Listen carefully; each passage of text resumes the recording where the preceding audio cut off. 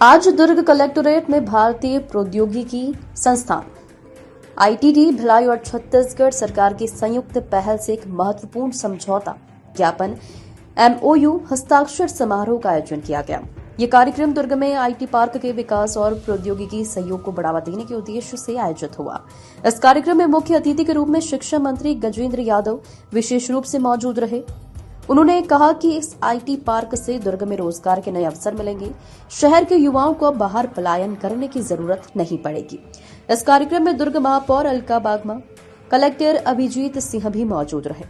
दुर्ग महापौर ने कहा कि इस समझौता ज्ञापन का मुख्य उद्देश्य भारतीय प्रौद्योगिकी संस्थान भिलाई और छत्तीसगढ़ सरकार के बीच आईटी पार्क दुर्ग में प्रौद्योगिकी और नवाचार के क्षेत्र में सहयोग को बढ़ावा देना है। इस एमओयू के तहत दोनों पक्ष आईटी और उभरती प्रौद्योगिकियों में विकास, स्टार्टअप्स को समर्थन और कौशल विकास के लिए मिलकर काम करेंगे। तो शुरू से चुनाव अवसर पत्र हम कहे थे कि दुर्ग में आईटी पार्क खोलेंगे और लाखों जो इंजीनियर्स हैं जो घर से बाहर, अपने गांव से बाहर, अपने शहर से बाहर, अपने राज्य से बाहर, तो दूसरे राज्यों में नौकरी कर रहे हैं, एक सपना था आईटी पार्क दुर्ग भिलाई में हो जाए।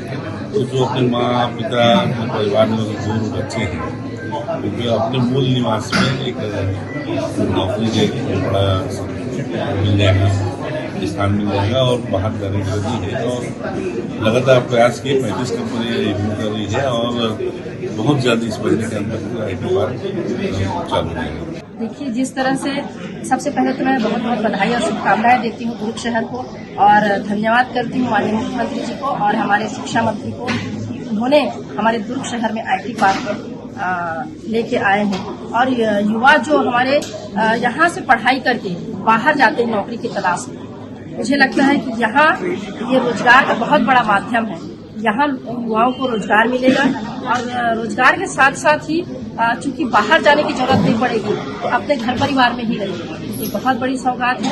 सबको बहुत शुभकामनाएं। किस तरह की जमीन की मांग रखी है कलेक्टर महोदय और मंत्री महोदय के समक्ष, क्या है वो पूरा? हमारे दुर्ग शहर में उल्ला क्षेत्र है। उल्ला क्षेत्र में लगभग 45 एकड़ की जमीन है जो बंजर पड़ी हुई है और धीरे धीरे करके लोग उसको कब्जा करते जा रहे हैं। तो मैं कलेक्टर महोदय को ज्ञापन दी हूँ उस जमीन को निगम को दिया जाए ताकि हम उद्योग मंत्री से उसकी डिमांड रख सकें।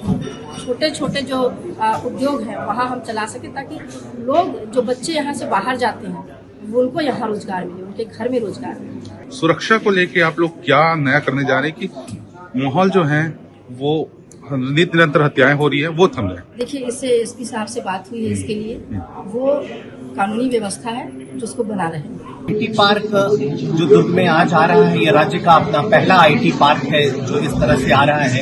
इस आईटी पार्क में आईटी और आईओटी संबंधित जो भी रोजगार है, अवसर है, वो सब यहाँ पे रहेंगे। कंपनियां हैं, करीब हम 100 कंपनियों को इस आईटी पार्क में, जो आईटी पार्क की बिल्डिंग और इंफ्रास्ट्रक्चर रेडी है, उसमें 100 कंपनियों तक आ सकते हैं। 35 कंपनियों ने अपनी सहमति प्रदान की है। तो ऐसा अगर हम मान के चलें कि एक कंपनी में 10 से 15 भी छात्रों को, शुरू में छात्र छात्राओं को या युवाओं को लिया जाता है, तो भी ये संख्या 1000 के ऊपर चली जाएगी। और अगर आने वाले 1-2 सालों में 1000 हमारे यहाँ के युवा अगर आईटी और आईटी पार्क से रिलेटेड जो भी वर्क है उसमें अगर जुड़ते हैं तो एक बड़ी संख्या होगी, क्योंकि ये एक शुरुआत है। इसके बाद वो यहाँ से निकल करके अलग अलग जगहों पे, राज्यों में जाएंगे और अभी आईटी पार्क और कंपनियां बनाने की पहल हो चुकी है। सेमीकंडक्टर जैसी इंडस्ट्री भी आज छत्तीसगढ़ में आ रही है।